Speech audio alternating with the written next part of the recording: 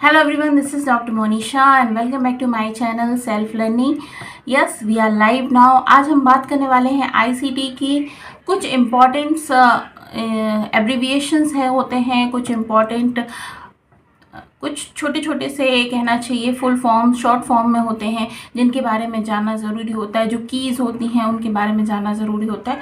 चूँकि ये बहुत ज़्यादा है इस वजह से मैं कुछ सिलेक्टेड लेके आई हूँ आपके सामने और उस पर मैं आज का वीडियो बना रही हूँ। लेकिन मैं ये कंप्लीट आपको शेयर कर दूँगी टेलीग्राम चैनल पर, जिससे आप उसे नोट कर सकते हैं, एक बार पढ़ सकते हैं, मेमोराइज़ कर सकते हैं। तो आज का सेशन इम्पॉर्टेंट होने वाला है। साथ ही साथ में इससे ज़्यादा ज़रूरी होने वाला है कि आप टेलीग्राम से ज़रूर ज्वाइन हो जाइए, क्योंकि ये सारा PDF आपको वहाँ पर मिल जाएगा। और अगर कोई दिक्कत होती है, परेशानी होती है टेलीग्राम से जुड़ने में, तो आपको ये नंबर यहाँ पर फ्लैश हो रहा है, उस पर आप मुझे व्हाट्सएप कर दीजिए और मैं आपको टेलीग्राम से की जो लिंक है वो डायरेक्ट आपको सेंड कर दूंगी। साथ ही साथ में हमारा एक ग्रुप बना हुआ है व्हाट्सएप पर ही, जिसमें भी मैं नोट्स प्रोवाइड करती हूँ, तो उस व्हाट्सएप ग्रुप में मैं आपको ऐड कर लूँगी। ठीक है, तो सभी स्टूडेंट्स बहुत ध्यान से सेशन को ज़रूर देखिए, क्योंकि इस अकेले एक सेशन से बहुत सारे क्वेश्चंस आपके सामने आ सकते हैं। चलिए स्टार्ट करते हैं आज का वीडियो। तो चलो स्टार्ट करते हैं आज का सेशन। देखिए, बात कर लेते हैं, हम बहुत इम्पॉर्टेंट बातें करेंगे आज के सेशन में। चलिए स्टार्ट करते हैं। ये बहुत इंपॉर्टेंट इसलिए भी हो जाता है क्योंकि कई सारे क्वेश्चंस इससे बनते हैं। तो देखिए, वर्ड्स टॉप 10 सुपर कंप्यूटर जान लीजिए कौन कौन से सुपर कंप्यूटर हैं। तो फर्स्ट है फुगाको, जो कि जापान ने द्वारा बनाया गया है। फिर है समिट, जो USA द्वारा बनाया गया है। ये जो दिए हुए ये मैन्युफैक्चरर्स नेम है किनके द्वारा ये बनाया जाता है। सिर्रा है जो वो USA के द्वारा। फिर है सनवे, थ्यूलाइट, ये भी चाइना ने बनाया है। इसके बाद में परलमुटर USA का है। फिर आ जाता है सेलिन, जो कि USA का है। फिर है थायू 2A, चाइना द्वारा बनाया गया है। जेलिस एटोस, जर्मनी का। फिर आता है HPC5, इटली का। फिर फेंटोरा, USA का। ठीक है, तो ये सारे आपको याद रखने हैं। ये सारे जो हैं हमारे वो क्या हैं, टॉप 10 सुपर कंप्यूटर्स हैं, जो वर्ल्ड के टॉप 10 है। अब बात कर लेते हैं हम इंडिया के बारे में। तो सुपर कंप्यूटर इंडिया में जो पहला बना था वो आपको नोट करके रखना है, परम 8000। ठीक है, विजय भाटकर जो हैं उन्होंने ये डिज़ाइन किया था। 1991 में CDEC कंपनी पुणे के द्वारा डिज़ाइन किया गया था। और जो ये विजय भाटकर जी हैं, इनको father of Indian super computer भी कहा जाता है। ठीक है, उसके बाद में जो हमारे देश के जो मेनली सुपर कंप्यूटर्स हैं उनके बारे में एक बार देख लेते हैं कौन कौन से हैं। तो परम सिद्धि CDEC पुणे ने बनाया है। प्रत्युष IIMT पुणे ने। मिहिर नोएडा के द्वारा। National centre for medium range weather forecasting Noida.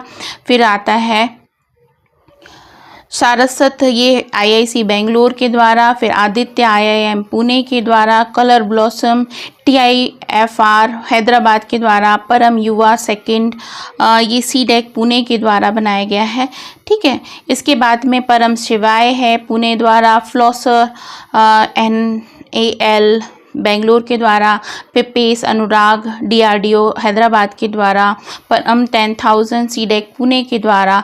फिर chip 16 C dot Bangalore.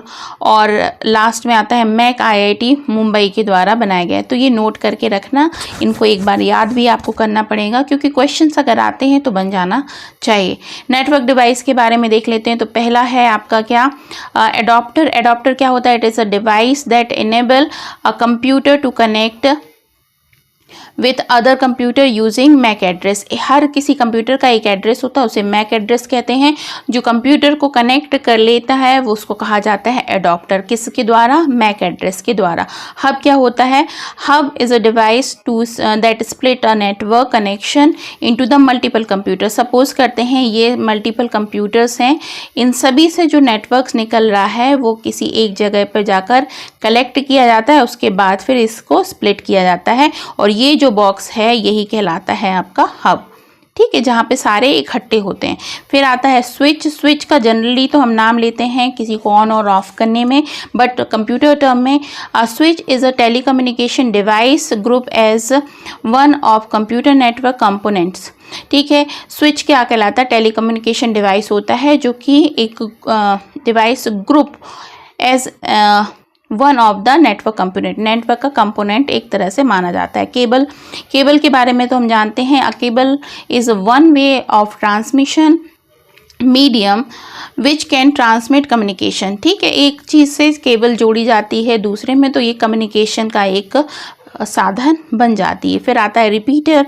Repeater क्या होता है? It is used to regenerate. ठीक है, रीजनरेट का मतलब ये हो जाएगा दूसरी बार, यदि एक बार बिगड़ जाए तो दूसरी बार। और रेप्लिकेट, रेप्लिकेट का मतलब डुप्लीकेट बना देना उसी की तरह, है ना। रेप्लिकेट सिग्नल दैट वीकेंड और destroyed by transmission over long distance. Suppose long distance का कोई कारण से सिग्नल जो है वो डिस्ट्रॉय हो रहा है, तो उसका रेप्लिकेट मतलब उसका डुप्लीकेट बना देना, उसको रीजनरेट करने का काम रिपीटर करता है। क्लियर। नेक्स्ट आता है ब्रिज। ब्रिज नाम से समझ में आ रहा है कि जब ब्रिज बनाया जाता है, मतलब पुल बनाया जाता है, तो किसी नदी पर ब्रिज बनाया जाएगा जो दो लैंड को आपस में जोड़ देगा। तो उसी तरीके से it is use to connect LAN. LAN का मतलब local area network with the same standard but using different type of cable. अलग अलग केबल की जो एक ही तरीके के लैन स्टैंडर्ड होते हैं, उनको अलग अलग तरह के केबल के साथ में जोड़ने पर ब्रिज का इस्तेमाल किया जाता है। नेक्स्ट आता है router. Router is use to join multiple computer network together via either wired और वायरलेस। दो कंप्यूटर को जोड़ने के लिए या तो वायर के द्वारा या फिर वायरलेस यानी कि वाईफाई के द्वारा, इस तरीके से जो होता है वो राउटर के द्वारा ही जोड़ा जाता है। जनरली हमारे घरों में भी जो वाईफाई का कनेक्शन होता है उसको क्या कहा जाता है? राउटर ही कहा जाता है। आगे आ जाता है gateway. It is a key stopping point for data one on its way to from other network. ठीक है, अब देखिए गेटवे का मतलब क्या है? ये है गेट, है ना। ये स्टॉपिंग पॉइंट होता है, डेटा का स्टॉपिंग पॉइंट होता है। अगर डेटा को कहीं रोकना है और उसको आगे तक नहीं पहुंचाना, तो ये गेटवे का इस्तेमाल किया जाता है। ये अलाउ करता है तो डेटा आगे जाता है, नहीं तो यहाँ पर ही उसे रोक दिया जाता है। फिर आता है मॉडेम। मॉडेम का इम्पोर्टेंस तो सभी जानते हैं, सभी के घरों में इस्तेमाल होता है नेटवर्क के लिए। तो मॉड्यूलेटर डीमॉड्यूलेटर होता है ये, और is an electronic device that allow computer to communicate over telephone wires cable। जब पहले के ज़माने में वाईफाई कनेक्शन नहीं होता था हमारे घरों में, तो टेलीफोन कनेक्शन के द्वारा ही आपके एक मॉडेम का इस्तेमाल किया जाता था, और ये मॉडेम कंप्यूटर के साथ जुड़ता था और जिससे नेटवर्क हमारे उसमें पहुंचता था और इससे हमारा कंप्यूटर में नेट ऑन हो जाता था, है ना। उसको कहा जाता है मॉडेम। ठीक है, तो टेलीफोन वायर और केबल टीवी के साथ में अटैच इसको किया जाता है। इसके बाद देख लेते हैं आगे क्या है। Some popular browsers. ब्राउज़र्स का मतलब जिनसे हम ब्राउज़ करते हैं, मतलब सर्च करते हैं। तो सबसे ज़्यादा यूज़ होता है गूगल क्रोम, सभी जानते हैं, सर्फिंग के लिए, नेट सर्फिंग के लिए। इसके अलावा Mosaic, Netscape, Mozilla, Firefox, Yahoo, Safari, Opera, SeaMonkey, Maxthon और इवेंट, ये सारे ही ब्राउज़र्स हैं जिनका यूज़ किया जाता है, चाहे तो कंप्यूटर में, चाहे लैपटॉप में, और चाहे आपके मोबाइल में। इसके बाद आ जाता है आईपी एड्रेस। जिस तरीके से हमारे घर का एड्रेस होता है उसी तरह से हर कंप्यूटर डिवाइस का या फिर मोबाइल डिवाइस का एक एड्रेस होता है, उसको कहा जाता है आईपी एड्रेस। इसका फुल फॉर्म क्या होता है? Internal protocol address. IP address is a protocol use to communication data. It is numerical number, एक तरीके का न्यूमेरिकल नंबर होता है, to every computer participating in network. जो हर एक कंप्यूटर नेटवर्क के साथ पार्टिसिपेट करता है उसका एक आईपी एड्रेस होता है। ठीक है, एक कंप्यूटर के लिए दो आईपी एड्रेस होते हैं, IP remain with net and MAC remain with computer. एक जो नेट के साथ में रिमेन करता है और दूसरा जो कंप्यूटर के साथ में करता है ना। और दो तरीके के आईपी होते हैं, IPv4, IPv6। क्लियर। और जो IPv4 होता है वो 32 बिट का होता है, और जो IPv6 होता है वो 182 बिट्स का होता है। ठीक है। URL, अब URL के बारे में समझ लेते हैं। URL क्या होता है? तो URL stand for uniform resources locator. एक URL एड्रेस जो होता है, जो हर एक वेबसाइट में उसको रिकॉग्नाइज करने का एड्रेस होता है। जैसे आप अपना आप अपना YouTube चलाते हैं अगर, तो आपका भी एक URL एड्रेस होता है जो @ करके आपको मिलता है। जैसे मेरे URL का बात बताऊं तो मेरा URL एड्रेस हो जाता है सेल्फ लर्निंग बाय मोनिशा @ करके, जो मुझे रिकॉग्नाइज करता है अपने काम को। जिस तरीके से एग्जांपल दिया जा रहा है www.anujjindal.in project UGC net JRF, जो बता रहा है कि ये अनुज जिंदल के नाम से ये URL है जो कि UGC नेट और JRF के बारे में काम करता है। ठीक है, अब आ जाते हैं इंटरनेट रिलेटेड टर्म्स। तो a protocol is a set of rule and standard which is used to computer to exchange data or information with each other network। ठीक है, नोड किसे कहते हैं? Node is a connect point where data transmission or redistribution of data starts। फिर आ जाता है TCP/IP transmission control protocol. Internal protocol is a basic communication language और protocol of internet. File transfer, इसको FTP कहते हैं जब हम फाइल ट्रांसफ़र करते हैं। इसी तरह से इंटरनेट सर्विस प्रोवाइडर ISP, जो कि ऑर्गेनाइजेशन होती है that provide the service for accessing and using internet. Network service provider NSP कहते हैं a company that provides backbone service to an internet service provider. ठीक है, इसी तरीके से वेब सर्वर होता है। वेबसाइट किसे कहते हैं? Is the collection of related web pages including multimedia content typically identified with common domain name.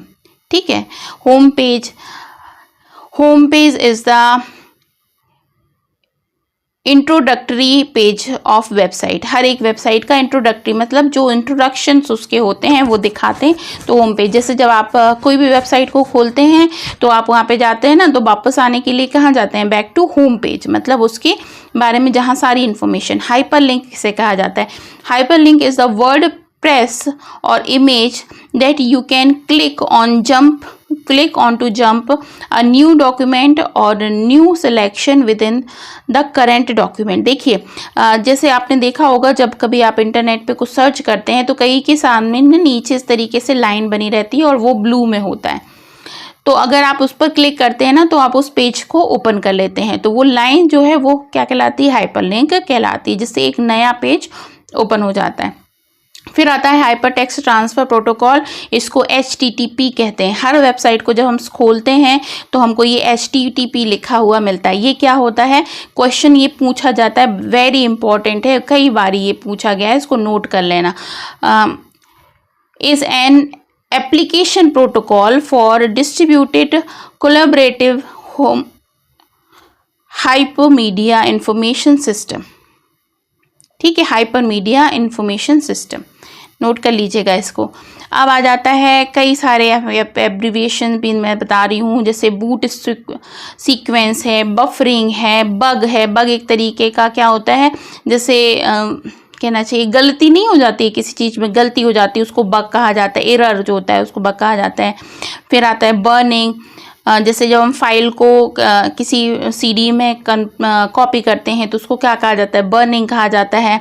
बस किसे कहा जाता है? अब पाथवे जो होता है वो कहलाता है electronic signal travel between the components of a computer system. Byte किसे कहा जाता है? A measurement computer memory. Byte compressed 8 bits, ठीक है, 8 बिट से बनता हुआ है एक बाइट, है ना। उसी के बाद फिर आपका आता है किलोबाइट, फिर आता है मेगाबाइट। इसके बारे में मैंने आपको पढ़ाया था, आपने वो वीडियो नहीं देखा हो तो ज़रूर देख लेना, ठीक है, जिस समय मैंने ये समझाया था। कैच मेमोरी, कैच मेमोरी क्या कहलाती है? कई सारी अननेसेसरी चीज़ें होती हैं जो हमारे में कंप्यूटर में स्टोर हो जाती हैं, उसको कहा जाता है कैच मेमोरी, जो कि आपकी मेमोरी को धीमा कर देती हैं, मतलब उसमें स्टोर हो जाती हैं। चिप किसे कहते हैं? टाइनी, बहुत छोटा सा एक सिलिकॉन कंटेनिंग मैन्युफैक्चर जो होता है, मैन्योर होता है, जो कि बहुत सारा स्टोरेज अपने अंदर कर लेता है। Clipboard, cold boot, command, compiler, compression, computer graphics, ठीक है, batch processing, bit map, blog, Bluetooth, booting, boot loader, ये सारी चीज़ें हैं जो आपको नोट कर लेना चाहिए, है ना। एक बार पढ़ लेना, इसको बहुत इंपॉर्टेंट है, स्क्रीनशॉट लेके पढ़ लेना, या फिर मैं आपको बताऊं तो मैं आपको ये शेयर कर दूंगी टेलीग्राम पर, तो हाँ आराम से इत्मीनान से आप इसको पढ़ लीजिएगा।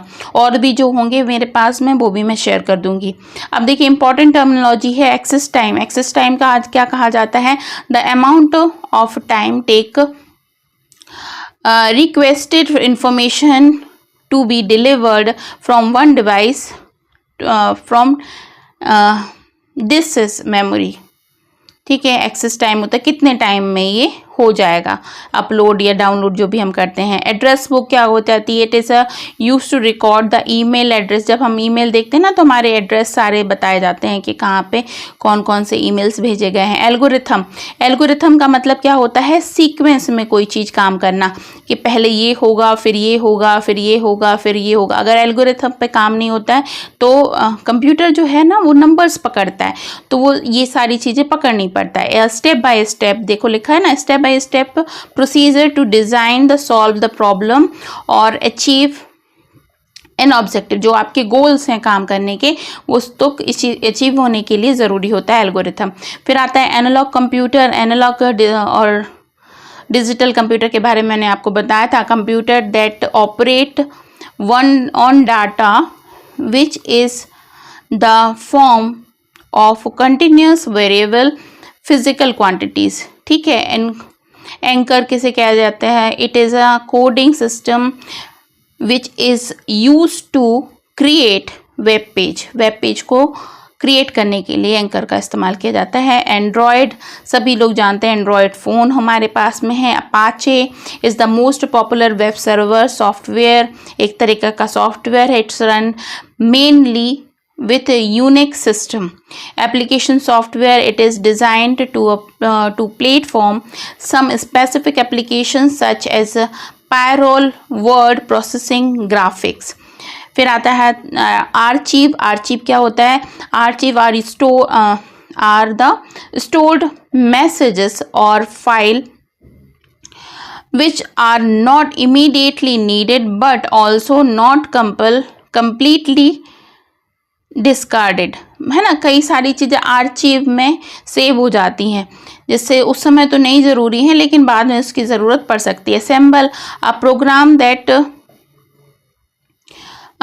Translates mnemonic statement into execute instructions.